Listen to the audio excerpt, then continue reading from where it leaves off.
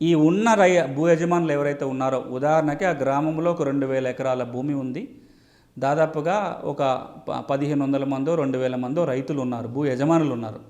కానీ ఈ 2000 మందికి ఆ 2000 ఎకరాలు ఒక చోట లేకుండా వేరు వేరు చోట్ల ఉన్నాయి.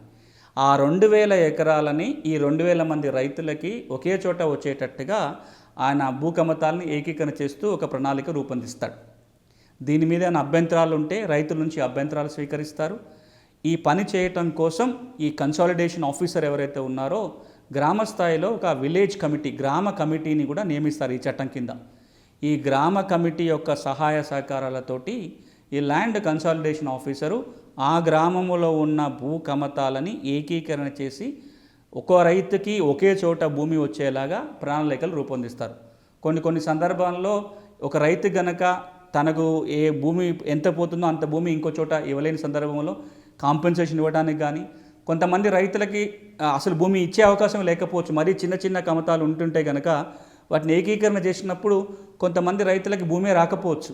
అట్లా రాని సందర్భంలో వాళ్ళకి నష్టపరిహారం ఇచ్చే మార్గాలను కూడా, ఎంత నష్టపరిహారం ఇవ్వాలో కూడా ఈ ప్లాన్లో తయారు చేసి ఉంచాలి.